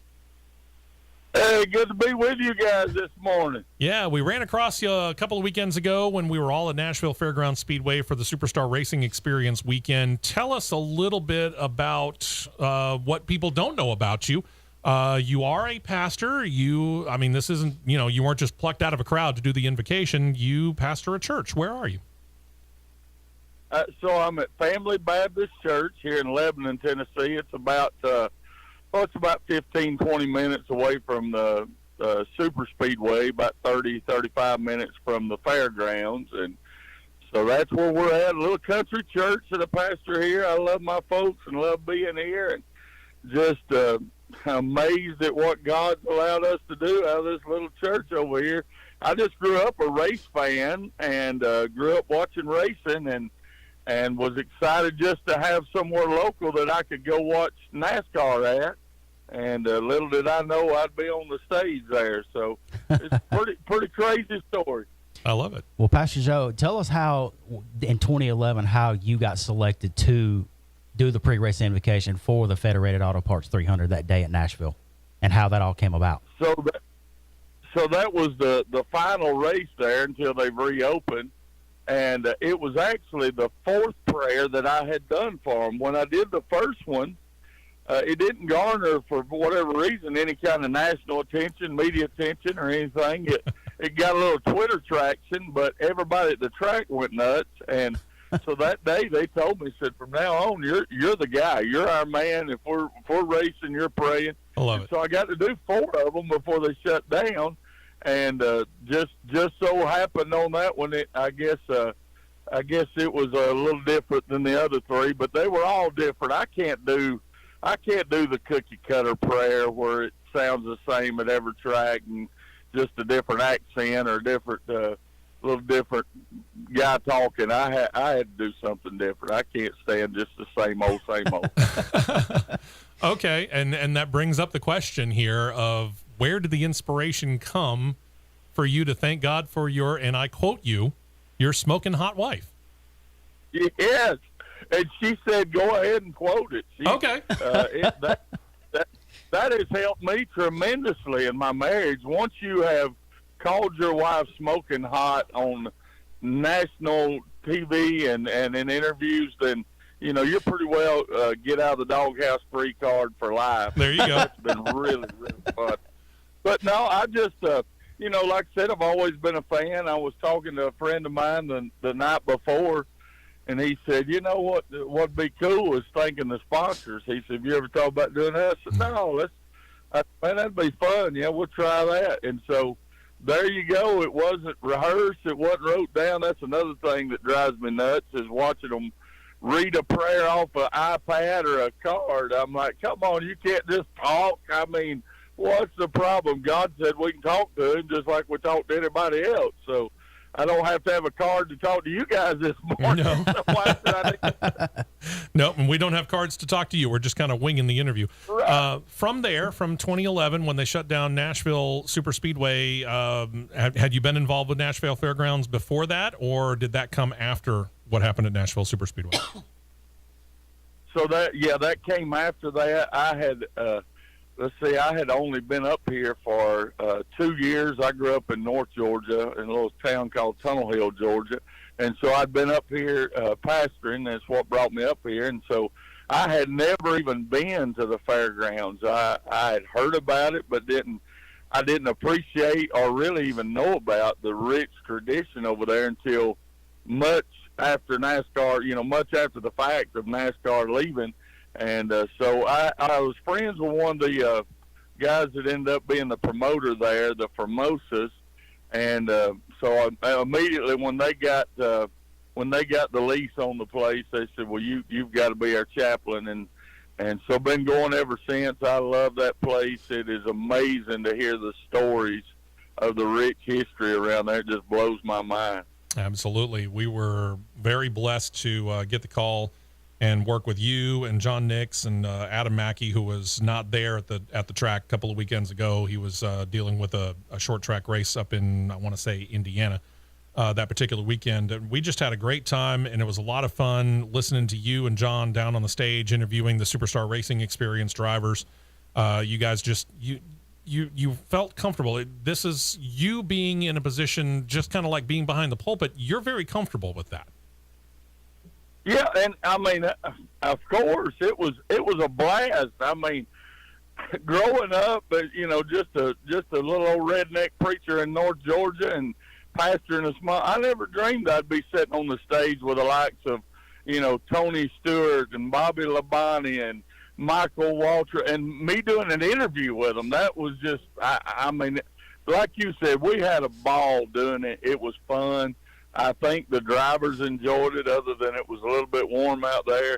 And might I just say, while I've got a minute, you did a tremendous job as a track announcer that day. I appreciate that very much. I had some help. Matt was a great spotter for me, and he's able to give me hints along the way. That's the reason why at the track he's my producer, and I've got my producer here in the studio, and that's John. They make my job much easier. It makes me look a lot better, truth be told. Well, I told you that day, but I want your listeners to know. So they had asked me, said, will you help out? And it didn't take but about 5 minutes in the booth with you to say, there's nothing I can add to this. This man is a professional. He's got, and I know you have plenty of help, but y'all did a tremendous job, and I know the fans really enjoyed it. Well, thank you so much. Appreciate that. You and I were talking up in the booth that day of how everything kind of spiraled in a way that you couldn't imagine after that day in 2011 at the Super Speedway. And you told me that you developed a lot of relationships and a lot of friendship with some drivers, and it kind of they opened up about their faith to you, and you was able to get some good friendships developed. Just how many friendships with drivers that you developed and they opened up with you about their faith to you, and you was able to talk to them about that? So to be honest, I feel like there was not a driver that was just put off or off limits to me. I mean, there were some obviously that are more open to just talk to you, let you in the life than others. But RCR, the entire Richard Childress Racing organization, really embraced us. I was on their pit box in Daytona on the War Wagon, different things. Went to helped in their Christmas party and got, I guess, a stronger relationship with them than others. But I was amazed. I mean, Kyle Busch, everybody seems to talk about Kyle, and I know he justifies a lot of the talk with a lot of his actions on and off track.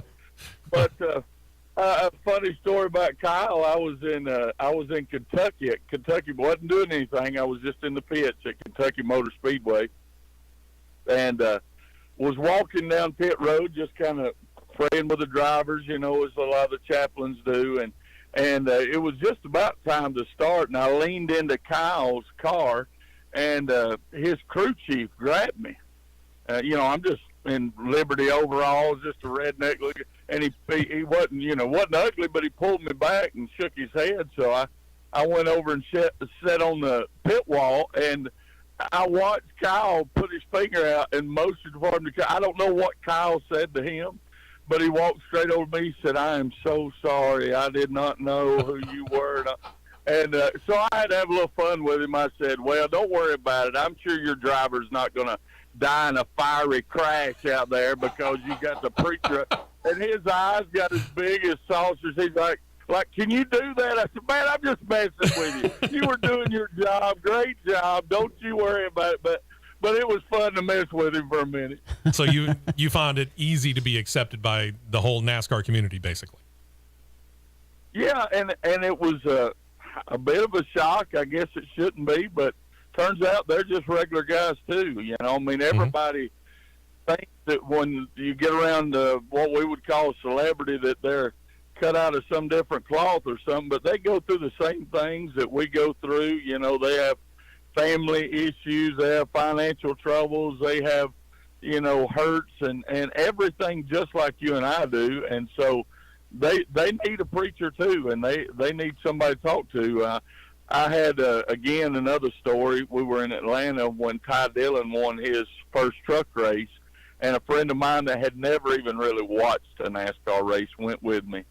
And he said when we left there, he said, "Man, I was with you before, but," he said, "I get it now. I know why you do what you do, why you wanted to make an impression, because we were on pit road there, and I mean, one of these giant, gas men that's about 6'6", 6'7", probably 280.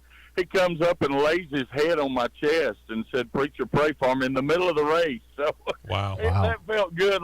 I'm having fun, but I'm actually getting to make a difference in lives, and that has been just so rewarding to see. Well, it was fantastic for us. I'm speaking for myself. I'm not going to speak for Matt, but I'll say Matt probably would echo this. It was fantastic to meet you up at Nashville Fairground Speedway. It was an absolute pleasure and a joy to just get down and sit down and talk with you. Yep, for sure.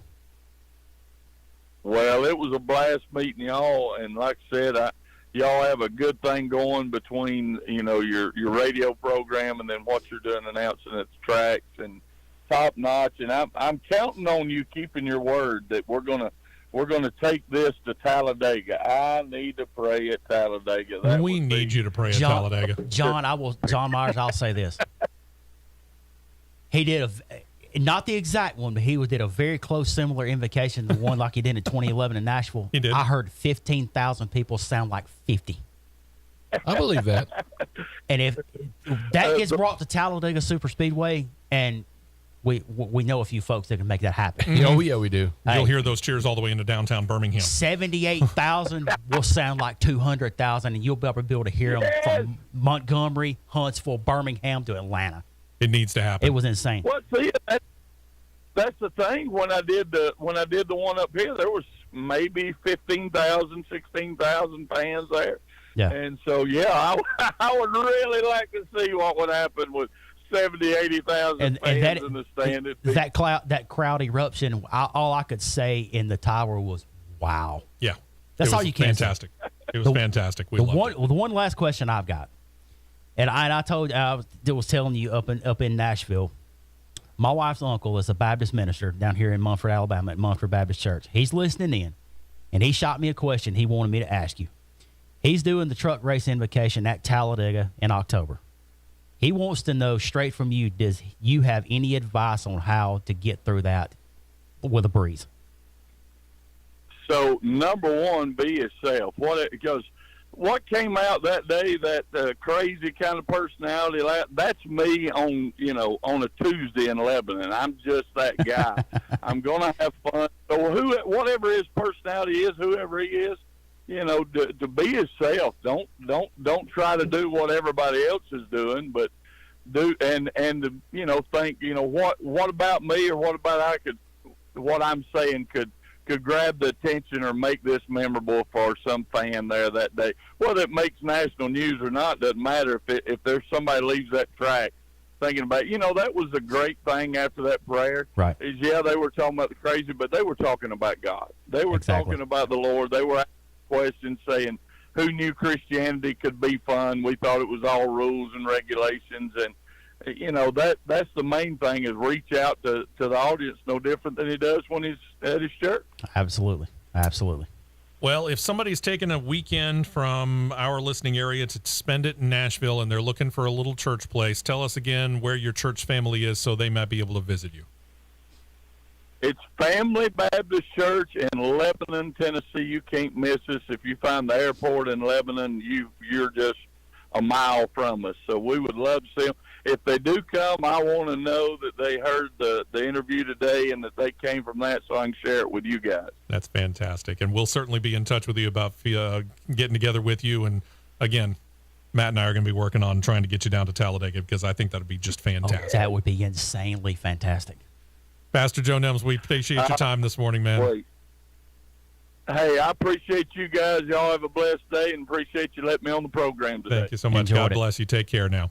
Pastor Joe Nems, we appreciate the time, no doubt about it. Wow, not a whole lot of time left.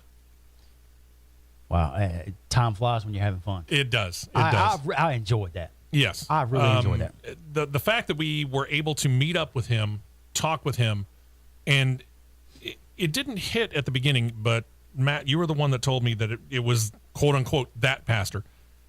And again, he didn't put on airs. He was just happy to sit down and talk. And he just, like he said right there, he just decided, you know what, there's nothing I can do to help these guys, so I'm just going to go down trackside and I'm just going to enjoy the race.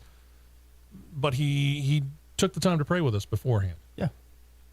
Just out of the blue. Right out of the blue, said, here, let me pray for it and make sure everything goes smooth. Then he went down trackside, and that was that. And it made for such a smooth night, an easy night, for a place that really, I mean, you and I had been there one time before. Had probably been there a few other times. I know that was our second trip together. Yeah. That was my actual fifth trip up there. It made me just feel that much more comfortable being in the seat once I had realized what my job was going to be, because I was expecting either Pastor Joe or John Nix, the other gentleman, to be up there in the booth with me, and we were going to call the race together. And then John grabbed a cordless mic and said, "I'm your pit reporter. See ya." Yeah, but so it did. It might sound trite, but truth be told, Pastor Joe praying with us before he left just calmed me down and just said, "Okay, I got this. Here we go." Yeah, it was literally one of those moments, John, when they was like, "Okay, y'all got this." Was like, "Okay." We both looked at each other and said, "All right, time to go back to basics." Yep. And you, John, you saw me. You had been out of BIR a couple of times. That was like old school. You know, you're sitting there on the PA and you're calling the race. And it was, I will say this, it was put out over a streaming service. Yep. Was it Tracktune. And so I was kind of trying to figure out a way to bridge between the people that could hear me in the stands, right, and the people that were listening who were trying to get a picture of it. Uh-huh. So it was an odd situation of trying to balance that. Hopefully we did okay. And again, I want to thank everybody up at Nashville Fairgrounds Speedway. I want to thank Adam Mackey and Bob Sargent and all those people who brought both of us in and allowed us to be a part of that, because it was absolutely a cool thing to do. I was just hoping to go up there and be able to watch a Superstar Racing Experience race, and little did I know I was actually going to be calling that and a 150-mile late model race, or 150-lap late model race. It was a very cool time, and again, can't appreciate all of those people enough. Absolutely. There are a whole lot of people that, quite frankly, I'm not trying to intentionally leave everybody out. So I'm just going to say everybody at Nashville Fairgrounds Speedway, everybody with Track Enterprises, not the least of which is Bob Sargent and Adam Mackey. Thank you so much for all that. Great staff. Appreciate it. Yep. So we didn't get to a whole lot of Formula One. We got to know Formula E, so kind of like we did with the NHRA. Guess what we lead off with next week? F1, baby. There you go. Thing qualifying Q2. Q3 is now rolling. Your top 10 is Leclerc, Verstappen, Perez, Russell, Hamilton, Norris, Alonso, Tsunoda, Sainz, and Magnussen. Sainz and Magnussen will be starting last due to power unit changes. So position 9 and 10 will be bumped back. So in addition to what's going to happen up at the front, will Ferrari or Red Bull or can a Mercedes jump up there? There is the added for those of us who are rooting for the American-based team of Haas F1. And can they do 3 races in a row of getting double points? We'll see, but I'm pretty sure I read this right. This weekend is Lewis Hamilton's 300th Grand Prix. I could see that easily. Well, thank you so much for checking us out. We appreciate Pastor Joe Nelms again. If you get the chance to check him out, Friendship Baptist Church, Lebanon, Tennessee. Family Baptist Church. Family Baptist Church. Thank you. Family Baptist Church, Lebanon, Tennessee. If you happen in that area on a Sunday morning and you're feeling like you need to go to a church, that would be, if I'm up there on a Sunday morning, I'm going out to Lebanon. I'll tell you that right now. I will too. All right, guys. Thank you so much for checking us out. Enjoy the racing this weekend. A lot of it to choose from. Get ready to have the remote clicker with fresh batteries for tomorrow, because again, 4 p.m. Eastern, 3 p.m. Central Time, NHRA, Indycar, and NASCAR's Cup Series all start at the exact same time. I didn't make up the scheduling. They did. So enjoy the racing. Enjoy the weekend. We'll talk to you again next weekend right here on the Championship Racing Network.